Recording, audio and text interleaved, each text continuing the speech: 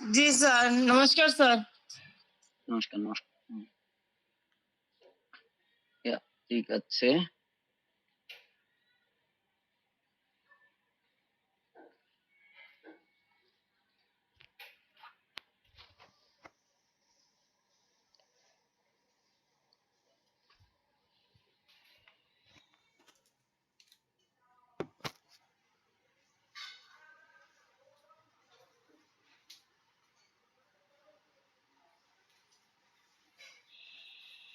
আচ্ছা, আমার স্ক্রিনটা কি দেখতে পাচ্ছেন আপনারা? জি স্যার, দেখা যাচ্ছে। ক্লাস 12 এমন। জি স্যার। এর পরের স্লাইডটা দেখতে পাচ্ছেন, কর নির্ধারণ কি? ঠিক আছে, জি স্যার। ওকে। আচ্ছা, তাহলে স্বাগত জানাচ্ছি আজকের রসায়নের ক্লাসে সবাইকে। আশা করি ভালো আছেন, সুস্থ আছেন সবাই। তো আমরা অনেক দূর পর্যন্ত আসলে চলে আসছি।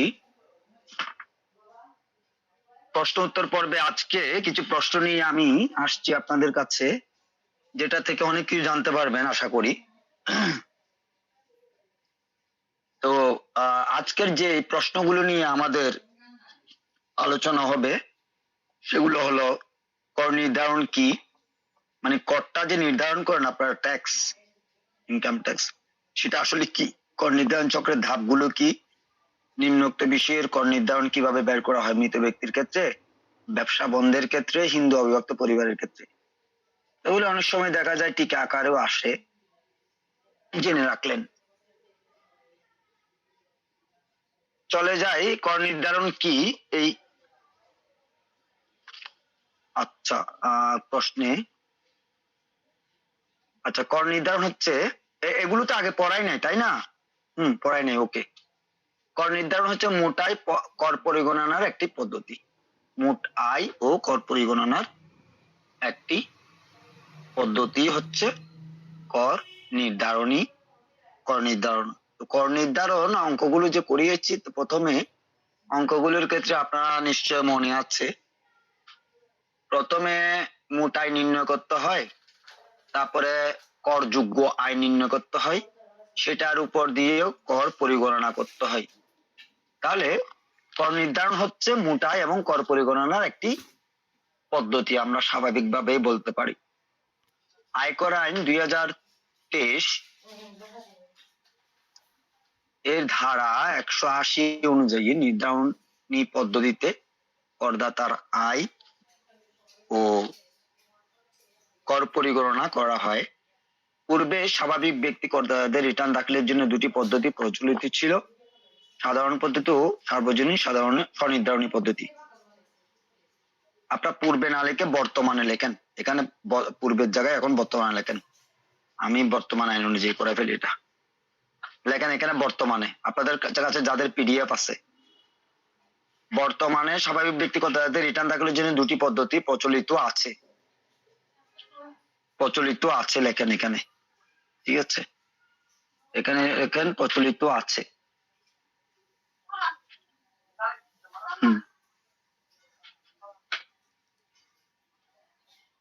কেটে দেন, এটা পূর্বের জায়গায়, ওখানে হবে যে বর্তমানে, এখানে বর্তমানে লিখে দেন,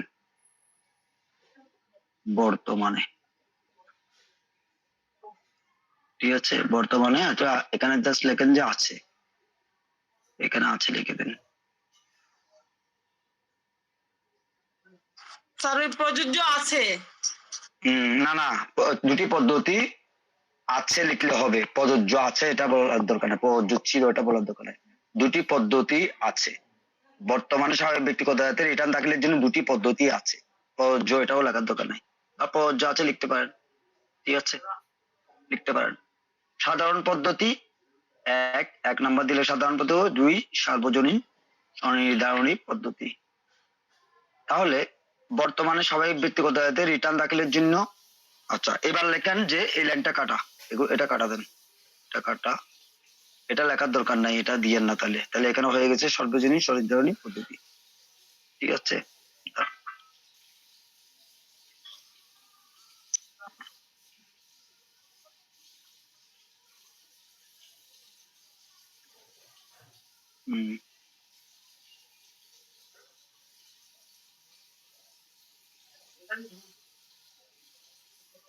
এটা কাটা দেন, এই যে হলুদ মার্ক এটা কাটা দেন, এগুলো কাটা দেন।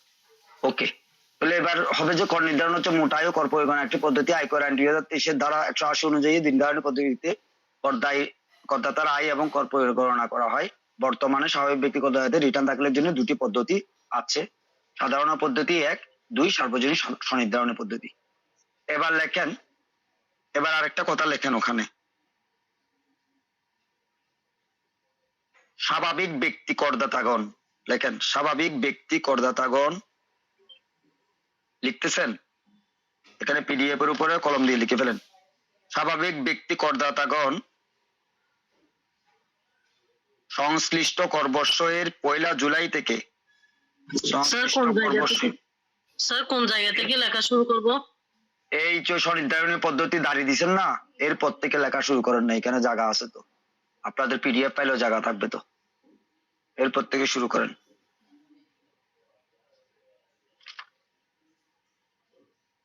লিখবেন কি বলছি, সবাই স্বাভাবিক ব্যক্তি করদাতাগণ সংশ্লিষ্ট করবর্ষ এর 1 জুলাই হতে 30 জুন তারিখ পর্যন্ত যখনই রিটার্ন দাখিল করবেন স্বনির্ধারণী পদ্ধতিতে রিটার্ন দাখিল করতে হবে। যখনই রিটার্ন দাখিল করবেন স্বনির্ধারণী পদ্ধতিতে রিটার্ন দাখিল করতে হবে। লিখছেন স্বাভাবিক ব্যক্তি করদাতাগণ, করবর্ষের লেখেন স্বাভাবিক ব্যক্তি করদাতাগণ সংশ্লিষ্ট করবর্ষ, বলেন একজন বলেন, সংশ্লিষ্ট করবর্ষ এর, সংশ্লিষ্ট করবর্ষের 1 জুলাই থেকে 30 জুন তারিখ পর্যন্ত, সংশ্লিষ্ট করবর্ষের 1 জুলাই থেকে 30 জুন তারিখ পর্যন্ত যখনই করবর্ষ যখনই রিটার্ন দাখিল করবেন, যখনই রিটার্ন দাখিল করবেন স্বনির্ধারণী পদ্ধতিতে রিটার্ন দাখিল করতে হবে। যখনই রিটার্ন দাখিল করবেন কমা স্বনির্ধারণী পদ্ধতিতে রিটার্ন দাখিল করতে হবে। এবার যারা লিখছেন তাদের মধ্যে থেকে একজন বলেন কি লিখছেন। স্যার স্বনির্ধারণী না সর্বনিম্ন নির্ধারণী পদ্ধতিতে দাখিল সর্বনিম্ন করতে হবে? কি সর্বনিম্ন, সর্বনিম্ন বা স্বনির্ধারণী, যে পিডিএফ ফাইলে যেটা সর্বনিম্ন লেখা আছে এটা সার্বজনীন স্বনির্ধারণী পদ্ধতি এভাবে লিখে দেন। সাধারণ পদ্ধতি ও সার্বজনীন স্বনির্ধারণী দেখেন এখানে কারেকশন করেছি। সার্বজনীন স্বনির্ধারণী পদ্ধতি। তারপরে লেখেন যে স্বাভাবিক ব্যক্তি করদাতাগণ সংশ্লিষ্ট করবর্ষের 1 জুলাই থেকে 30 জুন তারিখ পর্যন্ত যখনই রিটার্ন দাখিল করবেন স্বনির্ধারণী পদ্ধতিতে রিটার্ন দাখিল করতে হবে। এই কথাটা লেখা হলে আমাকে একবার একজনের শুনাম করে। আমি বলতেছি স্যার, স্বাভাবিক ব্যক্তি করদাতাগণ সংশ্লিষ্ট করবর্ষের 1 জুলাই থেকে 30 জুন তারিখ পর্যন্ত যখনই রিটার্ন দাখিল করবেন স্বনির্ধারণ পদ্ধতিতে দাখিল করতে হবে। এবার আরেকজনের প্রথম থেকে পুরোটা পড়ে যান তো দেখি, আপনি না আরেকজন পড়েন। কারণ নির্ধারণ হচ্ছে মোটাই, এটা পড়ে যান তো দেখি অন্য একজনে।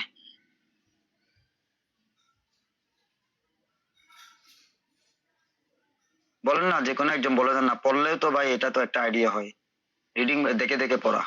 স্যার শুরু থেকে নিয়ে শুরু থেকে হ্যাঁ শুরু থেকে। কর নির্ধারণ হচ্ছে, কর নির্ধারণ হচ্ছে মোট আয় ও কর পরিগণনার একটি পদ্ধতি। আয়কর আইন 2023 ধারা 180 অনুযায়ী নির্ধারণী পদ্ধতিতে করদাতার আয় এবং কর পরিগণনা করা হয়। বর্তমানে স্বাভাবিক ব্যক্তি করদাতাদের রিটার্ন দাখিলের জন্য দুটি পদ্ধতি আছে, সাধারণ পদ্ধতি ও সর্বনিম্ন নির্ধারণী পদ্ধতি চারে। না সর্বনিম্ন কারেকশন করেন, এখানে লেখেন সার্বজনীন স্বনির্ধারণ পদ্ধতি, সর্বনিম্ন জায়গায় সার্বজনীন লেখেন। সার্বজনীন স্বনির্ধারণী পদ্ধতি, সার্বজনীন স্বনির্ধারণী পদ্ধতি। তারপরে এখন যেটা বললাম, স্বাভাবিক ব্যক্তি করদাতাগণ সংশ্লিষ্ট করবর্ষের 1 জুলাই থেকে 30 জুন তারিখ পর্যন্ত যখনই রিটার্ন দাখিল করবেন সার্বজনীন স্বনির্ধারণী পদ্ধতিতে দাখিল করতে হবে। দাড়ি। জি, দাঁড়ি।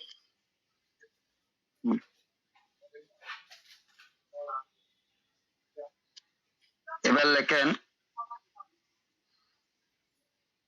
আচ্ছা অতটুকু দিয়ে থাক, আর কিছু লেখার দরকার নেই, এতটুকুই জানেন, বাড়তে জানলে বলে ফেলবেন। আচ্ছা এবার লেখা এরপরের প্রশ্নে যান, এরপরের প্রশ্নে যাচ্ছি। কর নির্ধারণী চক্রের ধাপগুলো আলোচনা করো।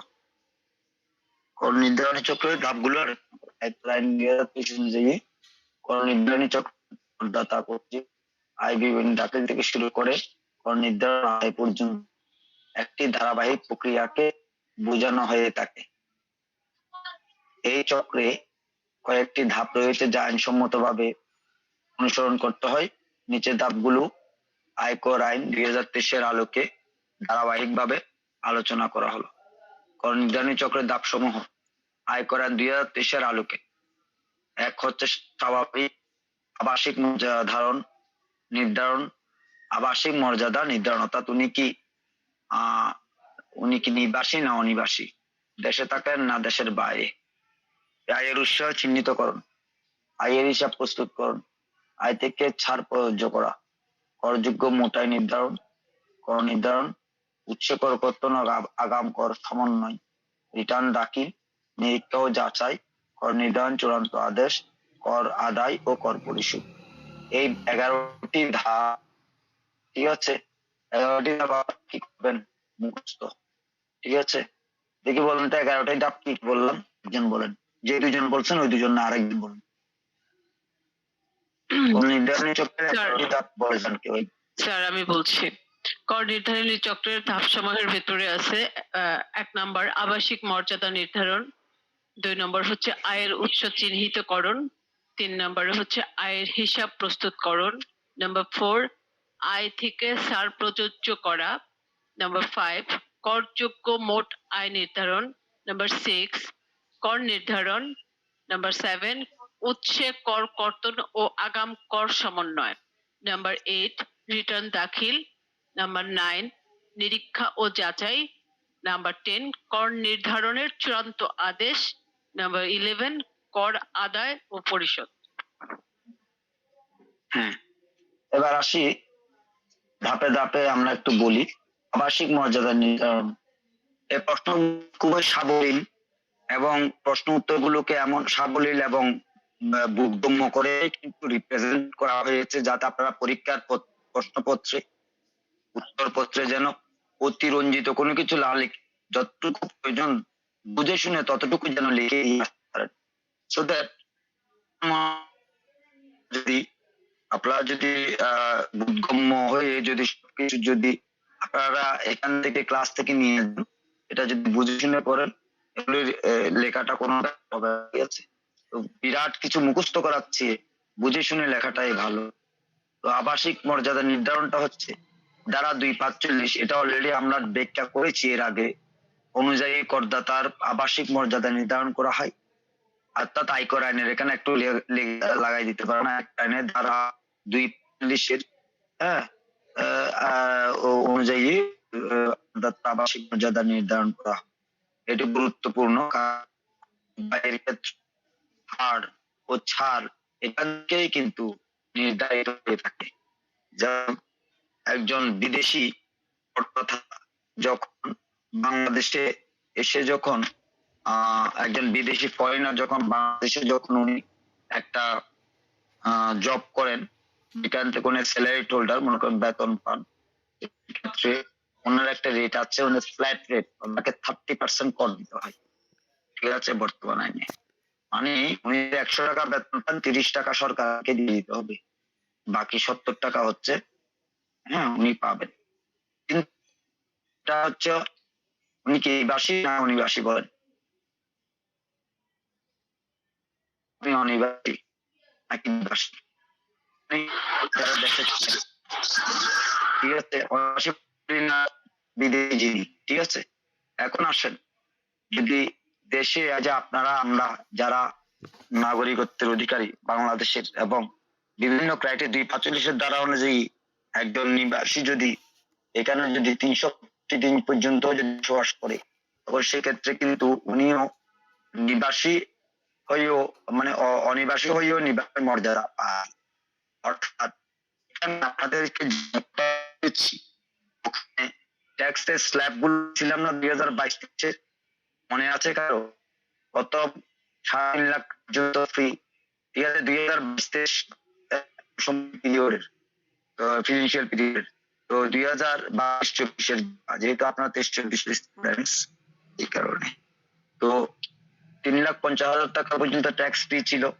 এর পরবর্তী যে 1 লক্ষ টাকা পর্যন্ত 5%, তারপরে 10% এদের উপর যে স্ল্যাবটা আছে, তার মানে আপনাকে একটা, যেহেতু আপনি আবাসিক, তাহলে আপনাকে একটা স্ল্যাব অনুযায়ী আপনাকে সবগুলো টাকার উপর 30% ট্যাক্স দিতে হচ্ছে না। আপনি প্রথমে 3 লাখ 3.5 লাখ টাকা ফ্রি পাচ্ছেন, তারপর 1 লাখ টাকার 5%। এভাবে কিন্তু আপনার খরচা নির্ধারণ হচ্ছে, হ্যাঁ, প্রগতিশীল ভাবে।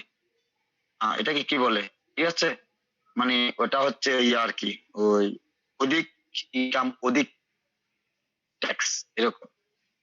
যাই হোক, তো এখন এইটাই হচ্ছে আবাসিক। তাহলে আপনাকে আগে নির্ধারণ করতে হবে উনি নিবাসী না অনিবাসী, ঠিক আছে। আবাসিক বলতে নিবাসীকে বোঝানো হচ্ছে। আয়ের উৎস চিহ্নিতকরণ, দেখি বলুন তো আবাসিক মর্যাদা বলতে কেউ কি বুঝেছেন? আমাকে বুঝাই দিতে পারবেন এবার?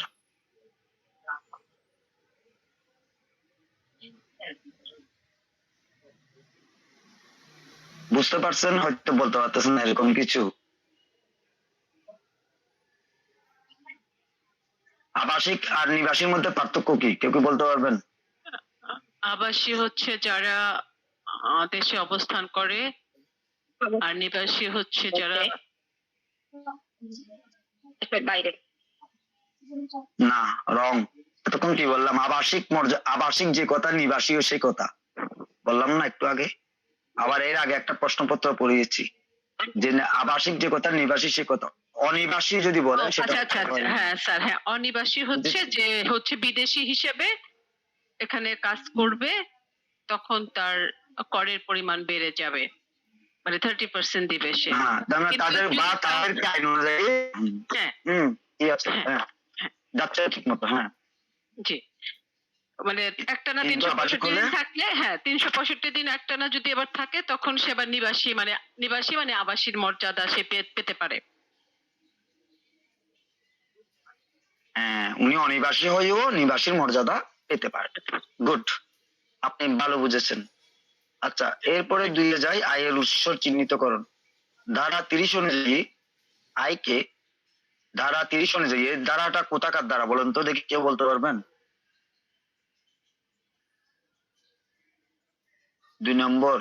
এখানে ধারা যে 30 বলতেছি, এটা কোন জায়গায় ধারা? দণ্ডবিধি আইন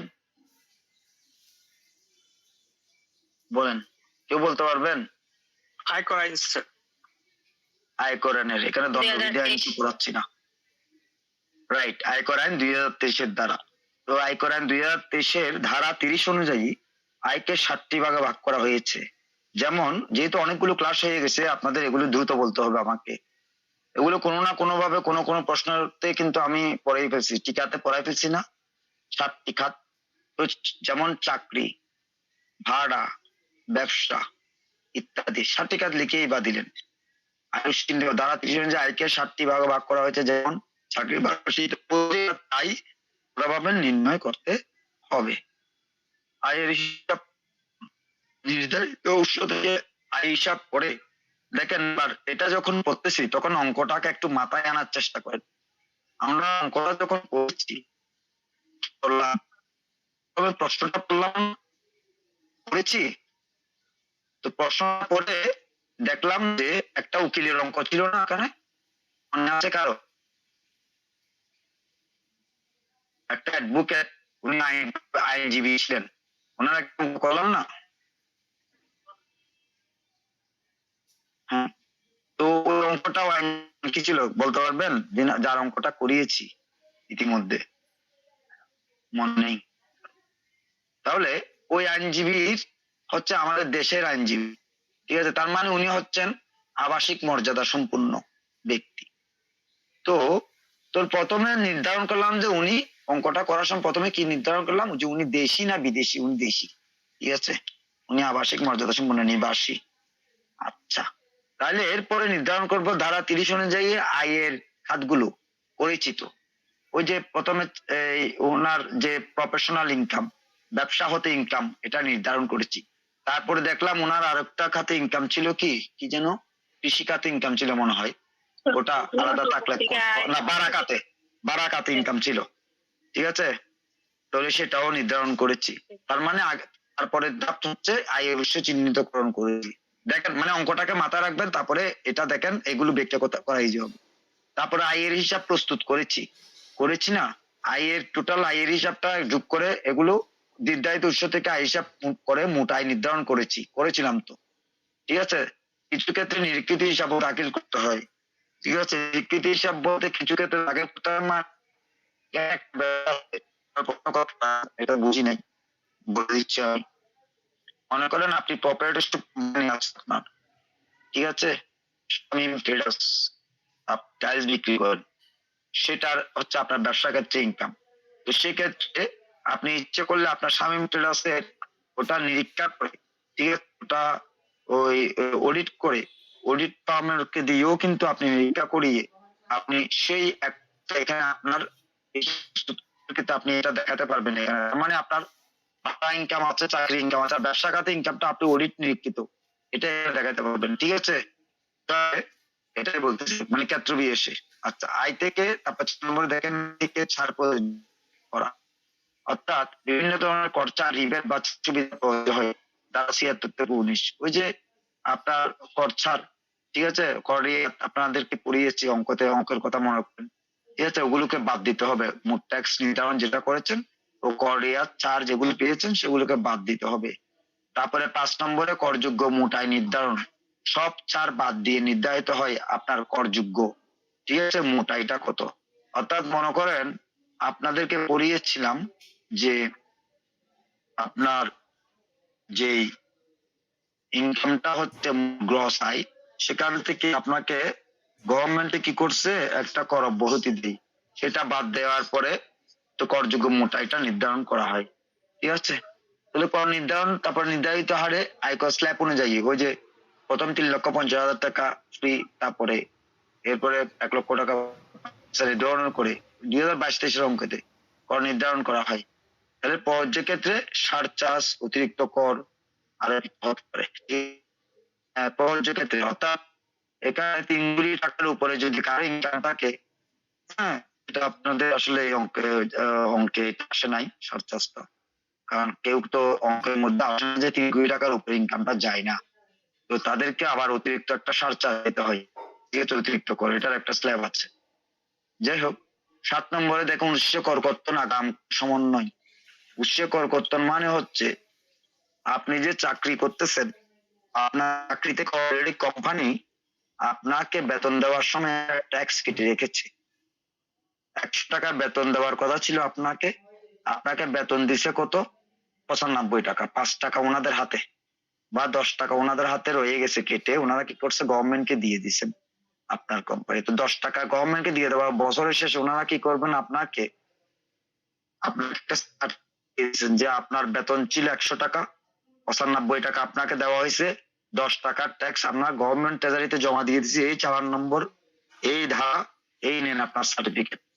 এখন সেই 10 টাকা যেটা ছাড় পেয়ে আপনার কেটে নিয়েছে, সেটা এখানে যে নির্ধারণ হবে আপনি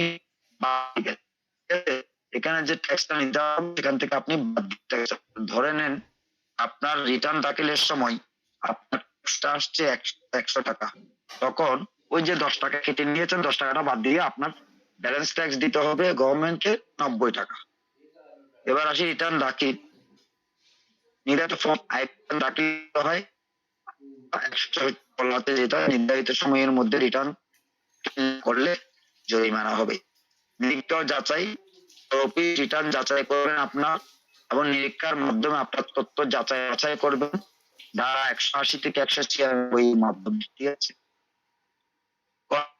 চূড়ান্ত আদেশ, এখানে আপনার ক্ষেত্রে সংশোধিত মূল্যায়িত রিটার্নের ভিত্তিতে ধারা 183, তারপরে কর আদায় এবং কর পরিশোধ নির্দিষ্ট সময়ে পরিশোধ করতে হয়। কর বকেয়া থাকলে আপনাকে একটা ডিমান্ড নোটিশ ইস্যু করবে। আপনার এটা নির্ধারণ করার পর দেখলো যে আপনার দেওয়ার কথা ট্যাক্স 200 টাকা, আপনি দিয়েছেন 150 টাকা, 50 টাকা আপনাকে ডিমান্ড নোটিশ ইস্যু করবে। সেই 50 টাকা আপনাকে করা হবে জরিমানা সহকারে, তখন আপনাকে দিয়ে দিতে হবে তারা 200-282। এটাই হচ্ছে আপনাদের নির্ধারণী ধাপ। ঠিক আছে, ওভারঅল এটা বুঝতে পারলে আপনার পুরো কর নির্ধারণী চক্রটা খুব ইজি হয়ে যাবে, সার্কেলটা। আশা করি বুঝতে পেরেছেন। বাকিটা পড়তে পড়তে, কাজ করতে করতে, এক্সিকিউশন করতে করতে বুঝে যাবেন। আপনি যখন ট্যাক্স পেই হবেন, আপনারা যখন ট্যাক্স দেওয়া শুরু করবেন, তখন এই জিনিসটা আরো ক্লিয়ার হবে, আশা করি বুঝতে পারবেন। আচ্ছা, আচ্ছা এরপরে একটা ধাপে যাই। আচ্ছা,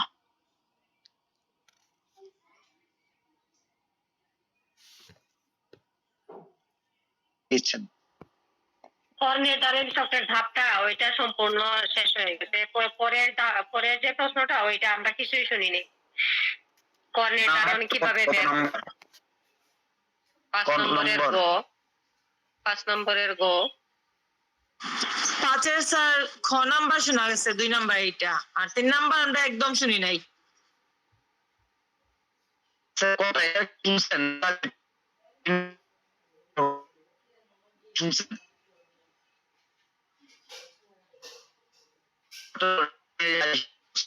শুনুন না, 3 নম্বর।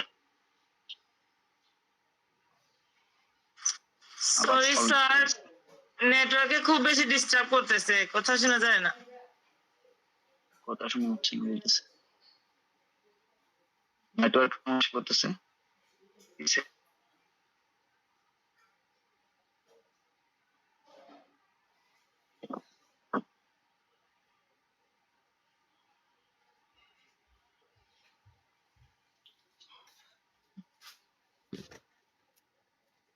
কোন কি শুনতে পাচ্ছেন দেখেন তো? জি স্যার, এখন ক্লিয়ার হয়েছে স্যার। আচ্ছা, এখন দেখেন স্ক্রিনটা দেখা যাচ্ছে কিনা দেখেন। জি স্যার, দেখা যাচ্ছে স্যার। আচ্ছা, এখানে আমাকে বলেন যে 3 নম্বর পর্যন্ত কি আপনারা আমাকে শুনতে পেয়েছিলেন? 3 নম্বর পর্যন্ত? জি না স্যার, একদম শুনি নাই। 2 নম্বরটা পারছিলেন, আয়ের উৎস চিহ্নিতকরণ? জি স্যার। আপনারা রেসপন্স করেন কে একজন ইয়েস নো ভেরি গুড কিছু একটা বলিয়েন। 5-এর 2 নাম্বার প্রশ্ন, খ নাম্বার প্রশ্ন সম্পূর্ণ শোনা গেছে, আমরা গ শুনি নাই। গটা তো বলি নাই, এটা কি পুরোটা এখানে করা আদায় পরিশোধ পর্যন্ত শুনছিলেন? শেষ হয়েছে। কর আদায় পরিশোধ পর্যন্ত পুরোটা শুনছেন না? আচ্ছা তাহলে ঠিক আছে, তাহলে আমি এটা শুরুই করি নাই। আচ্ছা, এখানে আমাকে একটু বলেন নিম্নোক্ত বিষয়ের কর নির্ধারণ কিভাবে বের করা হয় মৃত ব্যক্তির ক্ষেত্রে, ব্যবসা বন্ধের ক্ষেত্রে, হিন্দু অবিভক্ত পরিবারের ক্ষেত্রে। এখানে আমাকে মৃত ব্যক্তির ক্ষেত্রে আমি বলছিলাম কেউ একজন আমাকে এটা পড়ে শুনান দেখে দেখে। 5 নম্বর প্রশ্ন উত্তর গ, এখান থেকে কেউ একজন পড়েন। জি স্যার, পড়ছি আমি। মৃত ব্যক্তির ক্ষেত্রে আয়কর নির্ধারণ ধারা 194 আয়কর আইন 2023। নাম্বার 1, যদি কোনো ব্যক্তি মৃত্যুবরণ করেন তাহলে তার হয়ে যিনি আইনগত প্রতিনিধি হবেন, যেমন উত্তরাধিকার, উইলের নির্বাহক বা সম্পত্তির প্রশাসক, তাকে সেই কর বা অর্থ পরিশোধ করতে হবে যেগুলো মৃত ব্যক্তি জীবিত থাকলে দিতে হতো। এই অবস্থায় আইনগত প্রতিনিধিকে সেই করদাতার মানে মৃত ব্যক্তির জায়গায় গণ্য করা হবে। তবে এর আগে উপকর কমিশনার তাকে নোটিশ পাঠাবেন যে তাকে করদাতা হিসাবে বিবেচনা করা হচ্ছে। এটা গেল 1 নম্বর। নাম্বার 2, কর নির্ধারণ এবং কর আদায়ের উদ্দেশ্যে নিচের বিষয়গুলো প্রযোজ্য হবে। ক, মৃত্যুর আগে কর সংক্রান্ত কোনো কার্যক্রম যদি মৃত ব্যক্তির বিরুদ্ধে শুরু হয়ে থাকে তাহলে সেটি আইনগত প্রতিনিধির বিরুদ্ধে শুরু হয়েছে বলেই ধরা হবে এবং কার্যক্রমটি যেখানে বন্ধ হয়েছিল সেখান থেকে আবার চালু হবে। খ, মৃত ব্যক্তি জীবিত থাকলে তার বিরুদ্ধে যেসব কর সংক্রান্ত কার্যক্রম নেওয়া যেত সেগুলো আইনগত প্রতিনিধির বিরুদ্ধেও নেওয়া যাবে এবং এই আইন মানে আয়কর আইন 2023 এর সব নিয়ম এই প্রতিনিধির ক্ষেত্রেও প্রযোজ্য হবে। নাম্বার 3, তবে আইনগত প্রতিনিধি কেবল মৃত ব্যক্তির সম্পত্তির পরিমাণ অনুযায়ী দায়বদ্ধ থাকবেন, তার ব্যক্তিগত কোনো দায় থাকবে না। নাম্বার 4, এই ধারায় আইনগত প্রতিনিধি বলতে বোঝানো হয়েছে মৃত ব্যক্তির উইলের নির্বাহক, এক্সিকিউটর, আদালত নিযুক্ত নির্বাহক, অ্যাডমিনিস্ট্রেটর বা যে কেউ যিনি মৃত ব্যক্তির সম্পত্তি পরিচালনা করেন। তারপর একটা উদাহরণ স্যার, যে জনাব আলী 2023 সালের 15 অক্টোবর মৃত্যুবরণ করেন। এপ্রিল থেকে অক্টোবর পর্যন্ত তার আয় ছিল 6 লক্ষ টাকা। উত্তরাধিকারীকে উক্ত আয় বিবেচনায় কর নির্ধারণ করে রিটার্ন দাখিল করতে হবে। এই পর্যন্তই। এটা হচ্ছে ব্যক্তির ক্ষেত্রে কি কর নির্ধারণ। এখন যদি টিকাটা যদি এভাবে আসে, একটা মৃত ব্যক্তির ক্ষেত্রে কর নির্ধারণ, আর এটা প্রশ্ন আকার আসতে পারে কিভাবে এর ক্ষেত্রে কিভাবে কর নির্ধারণ করবেন, ব্যবসা বন্ধ হয়ে কিভাবে কর নির্ধারণ করবেন, পরিবারে কর নির্ধারণ করবেন। লক্ষণীয় খেয়াল করেন, একজন ব্যক্তি মৃত্যুবরণ করেছেন কিন্তু মৃত্যুবরণ করে ওনার সম্পত্তি রেখে গেছেন মনে করেন 6 লক্ষ টাকা, যেটা বলা হয়েছে এখানে 6 লক্ষ টাকা, বা উনি সম্পত্তি রেখে জায়গা জমি অনেক কিছু রেখে গেছেন, তো ওগুলো সবকিছু মিলিয়ে ওনার 1 কোটি টাকা। তো এই 1 কোটি টাকা ওনার 2 ছেলে পাবে। কে? ওনার 2 ছেলে উত্তরাধিকারী। তো এখন ওনার যে 2 ছেলে পাবে, সে 2 ছেলে উনি কিন্তু ওই ট্যাক্স মামলাটা কিন্তু নিষ্পত্তি করে যেতে পারেন না। একটা মামলা হয়েছিল, সে ফাইলটা অডিটে পড়ছিল, তারপরে ওটা কিন্তু মামলাটা নিষ্পত্তি হয়, এর মধ্যে উনি মৃত্যুবরণ করেছেন। তো এখন মৃত্যুবরণ করেছে, ওনার নামে একটা ডিমান্ড নোটিশ ইস্যু হয়েছে, ঠিক আছে, এটা হচ্ছে 1,10,00,000 টাকা, ঠিক আছে। তো এই যে 1,10,00,000 টাকা যে নির্ধারণ অলরেডি হয়ে গেছে মনে করেন, তো 1,10,00,000 টাকা যখন নোটিশটা ওনারা ওনার মৃত ব্যক্তির কাছে ঠিকানায় আসলো, এখন মৃত ব্যক্তির ঠিকানায় মৃত ব্যক্তি মারা গেছে সবে মাত্র মনে করেন 1 মাস হলো, মৃত ব্যক্তির ঠিকানায় চলে আসতো, পুত্ররা গ্রহণ করলো, এটা রিসিভ করতে হবে, কারণ ওনারা উত্তরাধিকারী।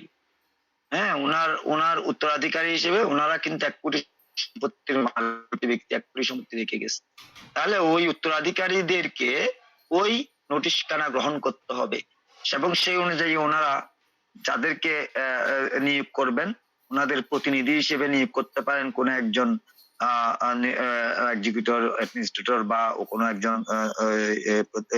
উকিলকে নিয়োগ করতে পারেন, ঠিক আছে। আচ্ছা, এটা না এক্সিকিউটিভ অ্যাডমিনিস্ট্রেটর না, কোনো একজন প্রতিনিধি উনি নিয়োগ করতে পারেন, ঠিক আছে। প্রতিনিধি ওনারা কি করবেন, ওনার প্রতিনিধি ওনার হয়ে লড়বে এবং 1 কোটি টাকা থেকে উনি চেষ্টা করবেন যে আপিল করে, বিভিন্ন ধারা আছে 180 থেকে কোনগুলি ধারা, এই 180 থেকে 196 পর্যন্ত যে ধারাগুলো আছে, এই ধারাগুলোর মাধ্যমে ওনারা আপিল করবেন, আদালতে যাবেন, প্রয়োজনে হাইকোর্টে যাবেন, গিয়ে উনি কি করবেন, চেষ্টা করবেন ওনার 1 কোটি টাকা থেকে কোনো কিছু ছাড় নেওয়া যায় কিনা। ধরে নেন ওই যে মৃত ব্যক্তির সম্পত্তি ছিল 1 কোটি টাকা, তো 1,20,00,000 টাকা কিন্তু ওনার বিরুদ্ধে ডিমান্ড নোটিশ ইস্যু হয়েছে, তো ওই প্রতিনিধি চেষ্টা করবেন 1,20,00,000 টাকা কমানো যায় কিনা।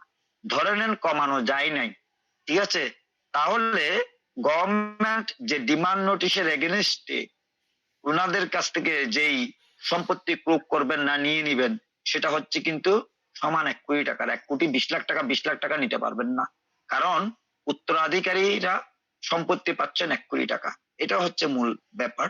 তো আরেকটা ব্যাপার হচ্ছে যে আপনার মৃত ব্যক্তি যখন এই আইন এই কার্য এই যে ওনার যে আইনি জটিলতা যখন সম্পূর্ণ হবে এবং ওনার আয়কর রিটার্ন যখন পরিপূর্ণভাবে অ্যাসেসমেন্ট হবে, এরপরে উত্তরাধিকারীরা গিয়ে এই মর্মে যে উনি মৃত্যুবরণ করেছেন এই মর্মে ওনার রিটার্ন ও ওনার রিটার্নের যে কার্যক্রম, ওনার রিটিন সবগুলো কার্যক্রম বন্ধ করে দেওয়ার জন্য কর কমিশনারকে মানে ডিসিটি কে ওই যে ওখানে লিখলো যে উপকর কমিশনার বরাবরে ওনারা আবেদন করে এটা বন্ধ করে দিতে পারবেন। এটা হচ্ছে মূলত মৃত ব্যক্তির ক্ষেত্রে আয়কর নির্ধারণ। ঠিক আছে, আশা করি বুঝতে পেরেছেন। এবার আমি পরবর্তী যে ব্যবসা বন্ধের ক্ষেত্রে কিভাবে আয়কর নির্ধারণ করবে এটা অন্য একজন পরে যান।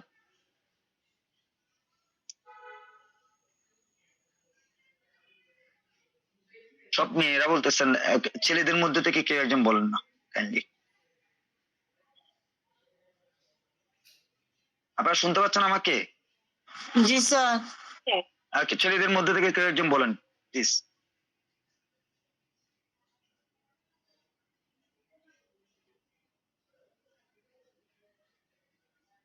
দেখে দেখে বলেন না, দেখে দেখে পড়লে হয়ে যাবে।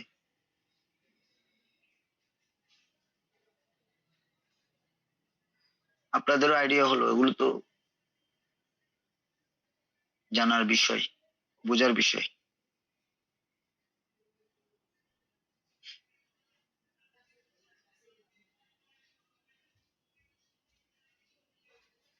আচ্ছা, এটা আমি পড়ে দিচ্ছি। ব্যবসা বন্ধের ক্ষেত্রে কর নির্ধারণ ধারা 191। ব্যবসা বন্ধ হলে কর নির্ধারণ করা যাবে। কোন ব্যবসা যদি অর্থ বছরে বন্ধ হয় তাহলে ওই বছরের জন্য কর ধার্য করা যাবে ধারা 189 ব্যতীত। 2, কোন সময় পর্যন্ত আয় গণনা হবে ব্যবসা বন্ধ হওয়ার তারিখ পর্যন্ত। কোন সময় পর্যন্ত আয় গণনা হবে, এখানে একটা কুলন দিতে পারেন। ব্যবসা বন্ধ হওয়ার তারিখ পর্যন্ত, অর্থাৎ বছরের শুরু থেকে ব্যবসা বন্ধ হওয়ার দিন পর্যন্ত আয় গণনা করতে হবে। ব্যবসা যে বন্ধ হয়েছে সেটা কিভাবে নির্ধারণ করবেন? এটা নির্ধারণ করবেন, আপনার ব্যবসা বন্ধ হওয়া মানে আপনার ট্রানজেকশন বন্ধ হয়ে গেছে, লেনদেন বন্ধ হয়েছে ব্যাংক স্টেটমেন্টের মাধ্যমে। নোটিশ ও রিটার্ন দাখিল, ব্যবসা বন্ধ হওয়ার 15 দিনের মধ্যে উপকর কমিশনারকে নোটিশ দিতে হবে যে আমার ব্যবসা আমি চালাতে পারতেছি না, এই কারণে আমার এটা ব্যবসা প্রতিষ্ঠান বন্ধ হয়ে গেছে। ঠিক আছে, সেই সঙ্গে রিটার্ন দাখিল করতে হবে ওই ব্যবসা বন্ধ হওয়ার দিন পর্যন্ত, যেখানে ঠিক আছে আপনার আয় মানে রিটার্নে যা যা ওই যে চক্র বললাম সেই চক্রতে যা যা সেগুলো সেই অনুযায়ী নির্ধারণ করে দিতে হবে। জরিমানার বিধান সময় মতো নোটিশ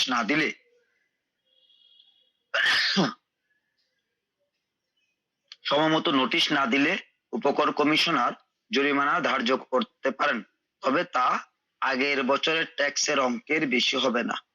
আগের বছরের ট্যাক্সের অঙ্ক জরিমানা যেটা ধার্য করবেন, আগের বছরের ট্যাক্স সাপোজ আপনার ছিল 10,000 টাকা, ঠিক আছে, উনি জরিমানা কিন্তু 10,000 টাকার বেশি করতে পারবেন না। ঠিক আছে, আচ্ছা, নোটিশ কাদের দেওয়া যাবে? যার কর নির্ধারণ হবে। ফার্মের ক্ষেত্রে ব্যবসা বন্ধের সময়কার অংশীদার, কোম্পানির ক্ষেত্রে প্রধান কর্মচারী।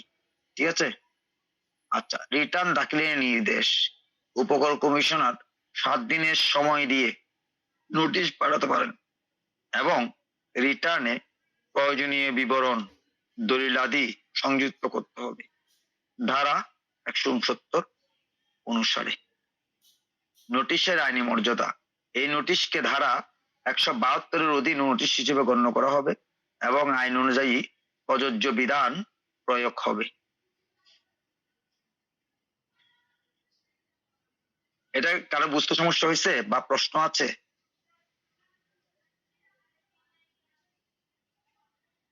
স্যার আমি একটা লাইন একটু কম বুঝছি, ওই যে ফার্মের ক্ষেত্রে ব্যবসা বন্ধের সময়কার অংশীদার, এটা কি কিছু সময়ের মধ্যে থাকবে নির্দিষ্ট করা? না না, ওই যে ব্যবসা প্রতিষ্ঠান যখনই বন্ধ হয়েছে, ঠিক আছে, জি। আপনার এখানে বলতেছেন নোটিশ কাদের, এখানে বলতেছে কি জরিমানা, এটা না না এটা না স্যার, ওই যে বন্ধের না বুঝতে পারছি, আমি বলি নোট এখান থেকে বলি তাহলে বুঝতে পারবেন। নোটিশ মধ্যে উপকর কমিশন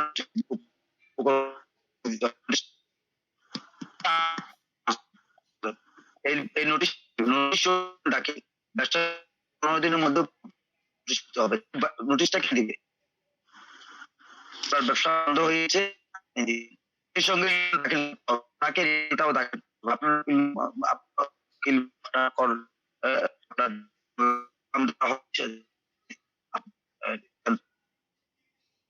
বিধানটা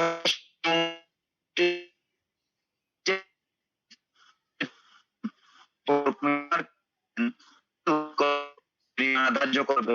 স্যার আপনার নেটওয়ার্ক আবার ডিস্টার্ব করছে।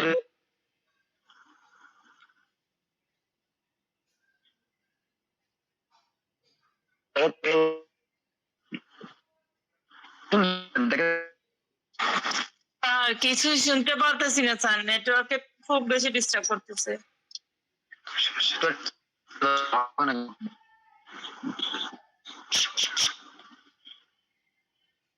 আচ্ছা, এখন কি শুনতে পাচ্ছেন? দেখেন তো। জি এখন শোনা যাচ্ছে। আচ্ছা আচ্ছা, ঠিক আছে। এখন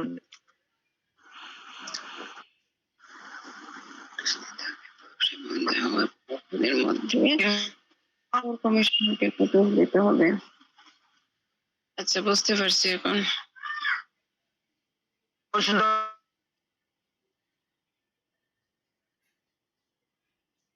হ্যাঁ শুনতে পাচ্ছেন এখন আমাকে? জি জি আমার একটা প্রশ্ন আছে স্যার, এই যে ব্যবসার না, ক্ষেত্রে যিনি যে প্রশ্ন করেছেন আগে ওনারটা আমি ওনারটা কই, এটা কি আপনি করেছেন ফার্মের ব্যবসা বন্ধের সময়? বিষয়টা এরকম কিনা আপনি একটু বলবেন। ওই যে এখানে তো লেখা আর কি 15 দিনের ভিতরে মানে নোটিশ পাঠাতে হবে। এটা কি মানে যে ব্যবসা প্রতিষ্ঠানটা চালু করবে উনি কি কর কর্তৃপক্ষের সাথে মানে চুক্তিপত্র হিসেবে এটার করতে হবে, নোটিশ পাঠাতে হবে? না না না না, কিসের চুক্তি? এখানে চুক্তিপত্র আসবে কেন? আমি বলি, তাহলে? আপনি এখন পর্যন্ত আপনি একটা ব্যবসা প্রতিষ্ঠান পরিচালনা করে আসতেছেন। আপনি কি করতেন? প্রত্যেক বছর রিটার্ন সাবমিট করেন, ঠিক আছে? প্রত্যেক বছর গভর্নমেন্টকে ট্যাক্স দেন, ঠিক আছে? প্রত্যেক বছর গভর্নমেন্ট আপনাকে চিনে, যে সার্কেলে যান সেই সার্কেলের উপকর কমিশনারও আপনাকে চিনে, ফাইলের মাধ্যমে চিনে আর কি। আপনার ফাইল ওখানে রেকর্ডে আছে। তো এখন আপনার কোনো কারণে আপনার ব্যবসা প্রতিষ্ঠানের কার্যক্রম আপনি বন্ধ করে দিচ্ছেন, বা বন্ধ হয়ে গেছে, বা আপনি বিদেশে চলে যাচ্ছেন, ঠিক আছে? তো এটার 15 দিনের মধ্যে, অর্থাৎ বন্ধ হয়ে গেছে মনে করেন জুলাইয়ের অগাস্টের 1 তারিখ, তো আপনি অগাস্টের 15 তারিখের মধ্যে বন্ধ, অর্থাৎ লাস্ট ট্রানজাকশন হয়েছে 31শে জুলাই পর্যন্ত আপনার একটা ব্যবসার টাকা ঢুকছে, ঠিক আছে? কোথায়? 30শে জুন পর্যন্ত আপনার 31শে জুলাইয়ে কি করছে, আপনার 2 লাখ টাকার একটা ফান্ড আপনার ব্যাংকে ঢুকছে। তাহলে এরপরে কিন্তু আপনার 1 টাকাও ঢুকবে না, আপনি নিশ্চিত হয়ে গেছেন। এবং ব্যবসা বন্ধ হওয়ার 15 দিনের মধ্যে, 15 দিন মানে কি, তাহলে 15ই আগস্ট আপনি গিয়ে 15 আগস্টের মধ্যে 15 দিনের মধ্যে আপনি কি করবেন? উপকর কমিশনার বলবেন আমার ব্যবসাটা বন্ধ হয়ে গেছে, বা বন্ধ করে দিতে যাচ্ছি, আমি বিদেশে চলে যাচ্ছি, তো আমি আপনাদেরকে এবং রিটার্নটাও আমি সাথে সাবমিট করতেছি, এই পর্যন্ত আমার এখানে শেষ, আমার আর কোনো লেনদেন হবে না। বুঝতে পেরেছেন? জি স্যার বুঝতে পারছি। এখন 15 দিন হাতে রেখে এই কারণে দিতে হবে না স্যার?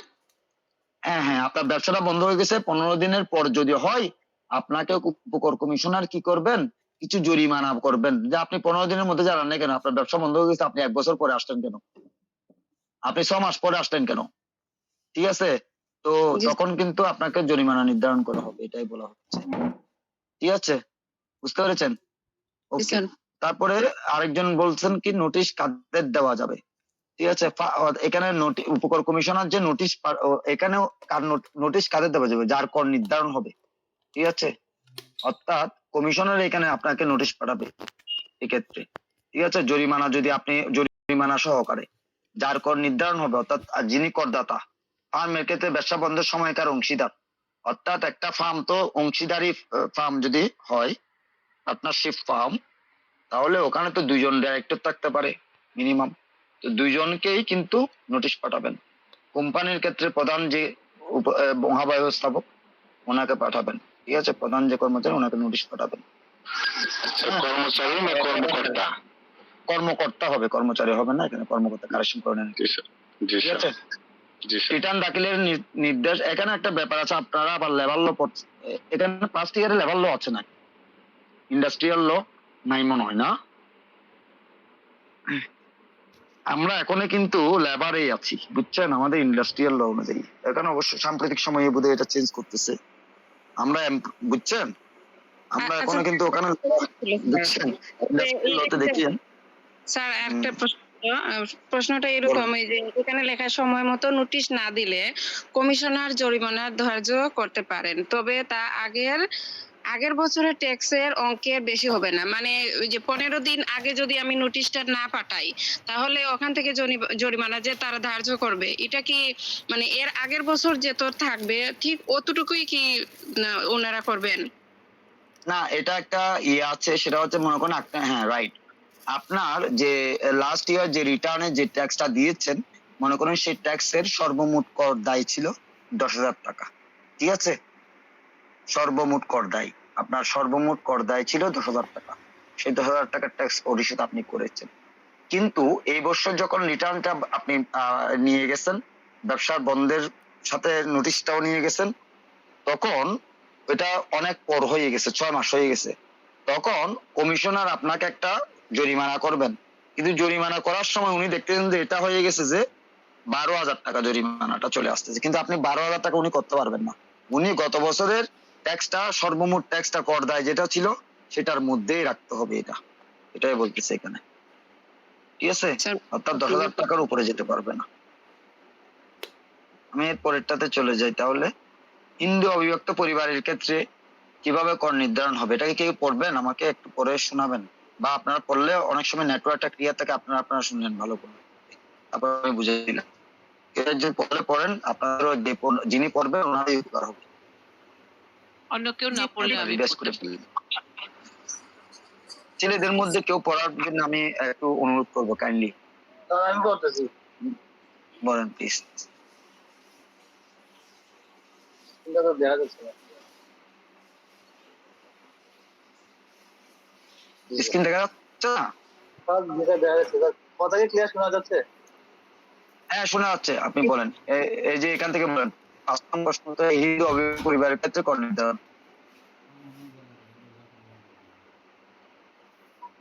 তো ওই যে জি স্যার, হিন্দু অবিভক্ত পরিবারের ক্ষেত্রে কর নির্ধারণ ধারা 192 আয়কর আইন 2023। নাম্বার 1, হিন্দু অবিভক্ত পরিবারের স্বীকৃতি। যতদিন পর্যন্ত কোনো হিন্দু পরিবার বিভাজনের তথ্য লিখিতভাবে দেয় না, ততদিন সেই পরিবারকে হিন্দু অবিভক্ত পরিবার, যতদিন পরিবার HUF হিসেবে ধরা হবে। নাম্বার 2, বিভাজনের দাবি করলে কর কর্তৃপক্ষের দায়িত্ব। হচ্ছে হিন্দু আনডিভাইডেড হিন্দু ফ্যামিলি আর কি। Undivided হিন্দু আইন মানে HUF। হ্যাঁ, তারপরে 2 নম্বর হলো স্যার, বিভাজনের দাবি করলে কর কর্তৃপক্ষের দায়িত্ব। স্ক্রিনে তো আবার গেছে কি স্যার? কি স্যার? পরিবারের কোনো সদস্য কর নির্ধারণের সময় বিভাজনের দাবি করলে উপকর কমিশনার পরিবারের সব সদস্যকে নোটিশ দিয়ে তদন্ত করবে। নাম্বার 3, তদন্ত শেষে সিদ্ধান্ত। তদন্ত শেষে উপকর কমিশনারের লিখে রাখবেন যৌথ সম্পত্তির ভাগ হয়েছে কিনা। তারপর হয়ে থাকলে বিভাজনের তারিখ কি। নাম্বার 4, বিভাজন আয় বছর শেষে হলে কর নির্ধারণ। বিভাজন যদি আয় বছর শেষ হওয়ার পর হয়ে থাকে, তাহলে ওই বছরের পুরো আয়কে HUF হিসেবে ধরা হবে। করের জন্য সব সদস্য যৌথ ও আলাদাভাবে দায়ী থাকবে। নাম্বার 5, বিভাজন আয় বর্ষের মধ্যেই হলে কর নির্ধারণ। বিভাজন যদি আয় বর্ষের মধ্যে ঘটে, তাহলে বিভাজনের আগ পর্যন্ত আয়কে HUF হিসেবে ধরা হবে। ওই সময়ের আয়ের করের জন্য সবাই যৌথ ও পৃথকভাবে দায়ী থাকবে। নাম্বার 6, কর নির্ধারণ শেষে বিভাজন প্রমাণ হলো। কর নির্ধারণ হয়ে যাওয়ার পরেও যদি কমিশনার বিশ্বাস করেন যে বিভাজন আগে হয়েছিল, তবে সেই আগের আয়ের কর আদায় করা যাবে। সদস্যগণ তৎকালীন আয় অনুযায়ী যৌথ ও পৃথকভাবে দায়ী থাকবে। নাম্বার 7, সম্পত্তির অংশ অনুযায়ী কর দায়। প্রত্যেক সদস্য বা ভাগ পাওয়া দলের কর দায় নির্ধারণ হবে কে কতটুকু সম্পত্তি পেয়েছে তার ভিত্তিতে। নাম্বার 8, জরিমানা, সুদ বা দণ্ডের ক্ষেত্রেও প্রযোজ্য। জরিমানা, সুদ, দণ্ড বা অন্যান্য অর্থ আয়ের ক্ষেত্রেও উপরোক্ত নিয়মগুলো প্রযোজ্য হবে যতদিন পর্যন্ত বিভাজনের তারিখ পর্যন্ত হিসেবে প্রযোজ্য প্রয়োজন হয়। হুম। জি স্যার। জরিমানা, সুদ, দণ্ড এবং বা অন্যান্য অর্থ আদায়ের ক্ষেত্রে উপরোক্ত নিয়মগুলো প্রযোজ্য হবে যতদিন পর্যন্ত বিভাজনের তারিখ পর্যন্ত হিসাব প্রয়োজন হয়। বিভাজনের তারিখ পর্যন্ত হিসাব প্রয়োজন হয়। আচ্ছা, এখানে হিন্দু অবিভক্ত পরিবারের ক্ষেত্রে কর নির্ধারণ, এটা ধারা 192 আছে। এখানে যেটা বলছেন যে আপনি হিন্দু অবিভক্ত পরিবারে কোন এক সময় আসলে হিন্দুদের জয়েন্ট ফ্যামিলির বেশি ছিল। তখন জয়েন্ট ফ্যামিলিতে অনেক সময় হয় কি, বা চাচা, কাকা, তারপরে ভাই এরা একসাথে থাকতো। এ ধরনের অনেক জয়েন্ট ফ্যামিলি আগে দেখা যেত। এখন অবশ্য হিন্দু যৌথ পরিবারগুলো এখন ভেঙে গেছে, এরকম কোন যৌথ পরিবার চোখে পড়ে না আসলে, বুঝছেন? কারণ মানুষের এখন ক্রয় ক্ষমতা কমে গেছে, মানুষের আয় কমে গেছে। আয় হলো তারা আসলে একক পরিবারের প্রতি তাদের ইয়েটা বেশি পরিমাণ এখন, মানে তাদের প্রয়োজনের তাগিদটা হচ্ছে একক পরিবারটাই মেনটেন করতে পারতেছে না। এখন এমন পরিস্থিতিতে হিন্দু অবিভক্ত যৌথ পরিবারের লক্ষণীয় খুব কম। এই কারণে এটা যদিও আমাদের আইনে আছে এখনো পর্যন্ত, তো তারপরেও কিছু হিন্দু যৌথ পরিবার দেখা যায়, যেটা অবশ্য আমাদের ভারতে একটু বেশি দেখা যায় মনে হয়, নাকি আমাদের এদিকেই একটু গ্রামে গঞ্জে একটু বেশি দেখা যায়। কিন্তু এখন শহরাঞ্চল সিটি কর্পোরেশন এরিয়া গুলোতে যৌথ পরিবার একটু বেশ কমই দেখা যায় বা কমে গেছে একেবারে। যাই হোক, তো সেক্ষেত্রে যদি হিন্দু অবিভক্ত যেহেতু আইনে রয়েছে, আয়কর আইনে রয়েছে, তো ধারা 192 যদি হিন্দু অবিভক্ত পরিবার থাকে এবং সেখানে দেখা যায় যে বড় কর্তা একজনের ট্যাক্স এর রিটার্ন আছে আর কারো নাই, বুঝছেন, সেক্ষেত্রে যে এই ধরনের ইস্যুগুলো দেখা যায় অনেক সময়, যে আপনার একজন ইনকাম করছে, বুঝছেন, বাকিদের ইনকাম গুলো কিন্তু ওখানে অ্যাকুমুলেট হয় না, বুঝছেন, ওরা ট্যাক্স থেকে বঞ্চিত, মানে ট্যাক্স দেওয়া থেকে বঞ্চিত হয়। তখন ওদেরকে অ্যাকুমুলেট করার জন্য আসলে এই হিন্দু অবিভক্ত পরিবারের ক্ষেত্রে কর নির্ধারণটাকে আলাদা করা হয়েছে। এটা হচ্ছে মূল বিষয়বস্তু। স্যার, একটা প্রশ্ন ছিল এখানে। তাহলে এখানে যদি এই পরিবারটা, এই জয়েন্ট ফ্যামিলিটা যদি ব্যবসায়ী হয় তাহলে করের ধরন একরকম হবে, আবার যদি চাকরিজীবী হয়, কতজন মেম্বার ওখানে চাকরি করছে সেইটার উপরেই তো করটা ধার্য হবে, তাই নয় কি? তা তো বটেই। আপনার মনে করেন পুরো হিন্দু পরিবারের ক্ষেত্রে ঋণ আছে মনে করেন একজনের, করদাতা হচ্ছেন একজন পুরো পরিবারে। এখানে পরিবার যদি একসাথে যদি 3 জনের থাকে, 3 জন কিন্তু আলাদা হয়ে গেছে, 3 জন আলাদা, এটা তখন কিন্তু যৌথ পরিবার হিসেবে থাকবে না, ঠিক আছে, তখন ইন্ডিভিজুয়াল হবে ট্যাক্স অ্যাসেসমেন্ট। এখন মনে করেন একজনের আছে, তো বাকিদের যে ইনকাম গুলো, আপনি যেটা বলতেছেন ব্যবসা থাকলেও ব্যবসার ইনকামটাও ঢুকাইতে হবে। ওই যে আমরা 60টি কাজ বলছি না, সেটা যে ক্ষেত্রে হবে হোক, ব্যবসা হোক, মূলধনী আয় হোক, ঠিক আছে, তারপরে সেটা ভাড়া আয় হোক, সবগুলো কিন্তু এখানে চলে আসবে, ঠিক আছে, যে যেটা ইনকাম করুক না কেন 60টি কাতের ইনকামে কিন্তু এখানে অ্যাকুমুলেট হবে। এবং 60টি কাতের ইনকামের, বলেন। হ্যাঁ, তাহলে কি ইনকামের সকল ক্ষেত্রগুলোকে ইনক্লুড করে তারপরে ওনাদের যে মোট এক্স্যাক্টলি সম্পদ যেটা এখানে তো আমরা তো হিন্দু বিভক্ত পরিবার বললাম, এটার জন্য তো আবার ট্যাক্স নির্ধারণের জন্য খাতগুলো তো আয়ের খাতগুলোকে আবার আলাদা করে নির্ধারণ করছে নাকি আয়কর আইনে, তো ওই খাত তো 7টাই আছে সবার জন্য। ঠিক আছে, হ্যাঁ। মানে যেমন আমার হাজবেন্ডের 2 জনের টিন আছে, এখন আমাদের 2 জনকেই তো কর দিতে হয়। আপনারা এখন 2 জনে আলাদা ট্যাক্স পেই, আপনার ফলের জন্য ইউ মানে have to take all kinds of responsibilities, and আপনার হাজবেন্ডের জন্য উনাকে উনার ফলের জন্য রেসপন্সিবিলিটিস নিতে হবে, ঠিক আছে, আপনারা এখন আলাদা হয়ে গেছেন। ঠিক আছে, আপনার বেগকে আপনাকে দিতে হবে, ওনার বেগকে ওনাকে দিতে হবে। এখন যদি আপনার হাজবেন্ডের যদি 3 থাকে, আপনার যদি ইনকাম থাকে 3 না থাকে, তাহলে আপনার হাজবেন্ডকে কিন্তু আপনার ইনকামটা শুদ্ধ দেখাতে হবে। নট ইভেন দ্যাট, আপনার ছেলে মেয়েও যদি ইনকাম করে এবং 3 না থাকে, ওনাদের ইনকাম গুলোও কিন্তু ওখানে অ্যাকুমুলেট করতে হবে। বুঝতে পেরেছেন? সেটাকে কিভাবে করতে হবে তাহলে? ওদের তো যদি ব্যাংকের স্টেটমেন্ট ছাড়া আর কিভাবে আমি প্রুফ করব যে আমার এই খাতে ইনকাম আছে বা আমার প্রফিট হচ্ছে? প্রথম কথা হচ্ছে, আপনি এখানে একটা কথা খেয়াল করেছেন যে আয় নির্ধারণের 2টা পদ্ধতি একটু আগে পড়িয়েছিলাম।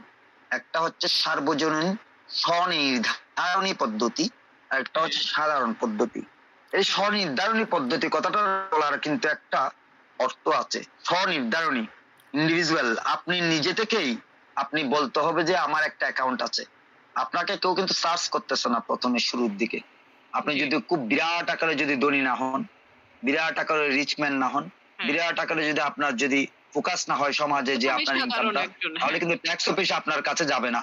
আপনি নিজে থেকেই নির্ধারণ করবেন, আমার ছেলের ইনকাম আছে, আমার মেয়ের ইনকাম আছে, আমার হাজবেন্ডের ইনকাম আছে, রিটার্নটা আমার, 3টা আমি দিচ্ছি। সুতরাং ওদের এই ব্যাংক স্টেটমেন্ট আছে, এটা আছে, এটা আছে, আপনি নিজে থেকে নির্ধারণ করে দেবো 60 টাকাতে।